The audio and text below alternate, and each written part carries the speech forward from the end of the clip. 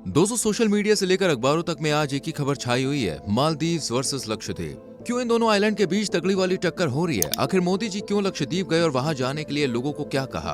बिना नाम लिए ही कैसे मालदीव्स को निशाना बनाया गया? ऐसा क्या कहा मालदीव्स के नेताओं ने जिससे भारत की जनता खफा हो गई? अक्षय कुमार, सलमान खान, सचिन तेंदुलकर ने क्यों मालदीव्स की जगह लक्षद्वीप जाने पर जोर दिया? मोदी जी के खिलाफ जहर उगलने वाले लोगों में से कितने लोगों को इस्तीफा देना पड़ गया? और आखिर इन सबकी शुरुआत कैसे हुई? क्यों मालदीव्स को चाइना का चमचा कहा जाता है? ऐसी बहुत सारी बातें हो सकता है आपके दिमाग में हो, तो आइए सबको क्लियर करते हैं। मालदीव श्रीलंका के दक्षिण में हिंद महासागर में मौजूद खूबसूरत समुद्र तटों का एक शानदार दिल लुभाने वाला टूरिस्ट प्लेस है, जहां पर देश विदेश से हर साल लोगों की भीड़ सुहाने मौसम का मजा लूटने आती है। और मालदीव की टूरिज्म सेक्टर में अगर सबसे ज्यादा कोई सपोर्ट करता है तो वो है भारत। जी हाँ, भारत से करीब 2 लाख से ज्यादा लोग मालदीव की सैर करने जाते हैं। अगर मालदीव में मौजूद भारतीय हाई कमीशन के आंकड़ों की माने तो साल 2022 में यहाँ पर 2,41,000 भारतीय मालदीव गए थे।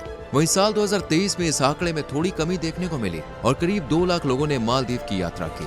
अब ऐसे में सोचिए कि मालदीव को भारतीय टूरिस्ट से कितना प्रॉफिट होता है। लेकिन ऐसे में मोदी जी का मालदीव की जगह लक्षद्वीप का प्रमोट करना मालदीव के लिए कितना नुकसानदायक साबित हो सकता है। न सिर्फ भारत के प्रधानमंत्री ने लक्षद्वीप का प्रमोट किया, बल्कि लक्षद्वीप जाकर वहां फोटो भी क्लिक करवाई और 4 जनवरी को इसे सोशल मीडिया पर अपलोड भी किया। मोदी जी की लक्षद्वीप की ये ट्रिक काफी सुर्खियों में बनी है और मोदी जी ने स्नॉर्कलिंग का मजा लेते हुए भारतीयों से लक्षद्वीप जाने की अपील की है। मोदी जी ने कहा कि जो लोग एडवेंचर पसंद करते हैं उन्हें लक्षद्वीप जाना चाहिए। बस मोदी जी ने इतना कहा कि भैया गूगल सर्च इंजन पर मानो भूचाल मच गया। और अगर इस टाइम सबसे ज्यादा सर्च किया जाने वाला कीवर्ड है तो वो है लक्षद्वीप। शुक्रवार को 50,000 से ज्यादा लोगों ने केंद्र शासित प्रदेश लक्षद्वीप को गूगल पर देखा, जिसकी सिर्फ एक ही वजह है मोदी जी का लक्षद्वीप जाने पर जोर देना। वहीं जो भारतीय बड़ी संख्या में मालदीव की इकोनॉमी में बढ़ावा देने जाने वाले थे, उन्होंने भी अपनी ट्रिप कैंसिल कर दी और मालदीव की जगह लक्षद्वीप को अपनी ट्रिप प्लान में ऐड कर लिया। तो आखिर ऐसा क्या हुआ कि चाइना की कठपुतली कहलाए जाने वाले मालदीव की तरफ कोई भी रुख नहीं कर रहा है? क्या वजह है इसकी? इसके बारे में सुनने और समझने से पहले अगर आपने हमारी वीडियो को लाइक नहीं किया तो जल्दी से वीडियो को लाइक करें और चैनल को सब्सक्राइब करके बेल आइकॉन प्रेस करें। साल 2023 में मालदीव के राष्ट्रपति चुनाव में 53% वोटों से जीत पाने वाले मोहम्मद मुइज्जू भारत से ज्यादा चीन का साथ पसंद करते हैं और कई बार उन्हें भारत पर ताने कसते हुए देखा गया है। जब से ये प्रेसिडेंट की कुर्सी पर बैठे हैं तब से ही मालदीव और भारत के रिश्तों में खटास आ गई है। बल्कि दोस्तों, इसकी शुरुआत तो मुइज्जू के कुर्सी संभालने से पहले ही हो गई थी।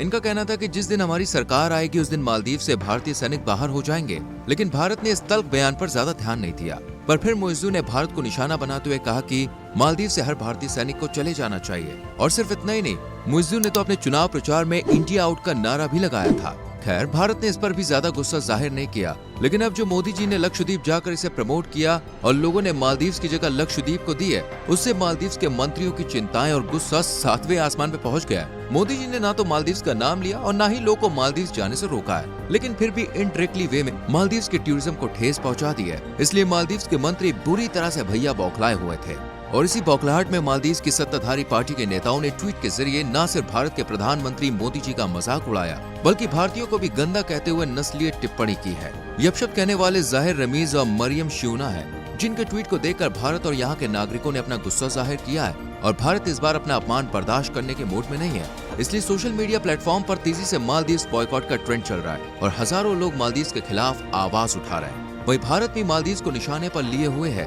और इस पूरे मामले को लेकर अपनी नाराजगी भी जताई है। भारत की जनता इस वक्त काफी भड़की हुई है। वहीं आम जनता से लेकर फिल्मी सितारे और क्रिकेटर्स तक भी मालदीव को निशाना बनाकर लक्षद्वीप को प्रमोट कर रहे हैं। जैसे बॉलीवुड के खतरों के खिलाड़ी यानी अक्षय कुमार ने मालदीव के नेताओं द्वारा की गई टिप्पणियों का विरोध किया और सवाल पूछा कि मालदीव में हमारे लोग जाते हैं और टूरिज्म को बढ़ावा देते हैं, तो फिर ये नफरत बर्दाश्त क्यों करें हम?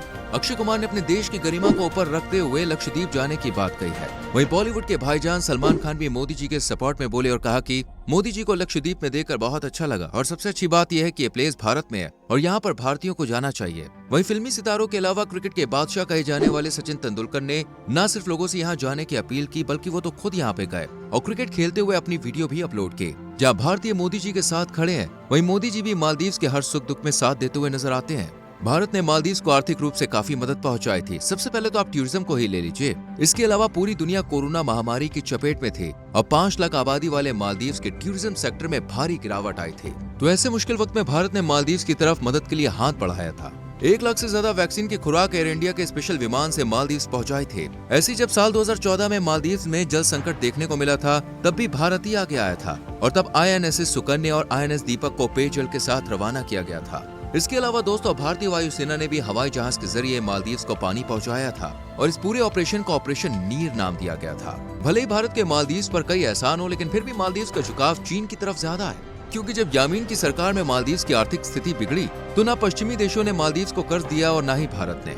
ऐसे मुश्किल टाइम में चीन ने मालदीव्स की मदद की और अब हालात यह है कि मालदीव्स ने चीन से जो भी कर्जा लिया है उसकी उसे भारी कीमत चुकानी पड़ रही है। यानी मालदीव्स के बजट का करीब 10% हिस्सा चीन को दिया जाता है, लेकिन फिर भी चीन का कर्ज खत्म नहीं हो पा रहा है। वहीं चीन ने एक इनिशिएटिव बनाया था जिसका नाम था बेल्ट एंड रोड। इस इनिशिएटिव के मुताबिक जो भी दोस्तों किसी देश की इकोनॉमी होती है उसे चीन से जोड़ा जाएगा, जिससे सीधा सीधा फायदा चीन को ही होगा। यही वजह है कि मालदीव्स में सबसे ज्यादा इन्वेस्टमेंट भी चीन की ही है।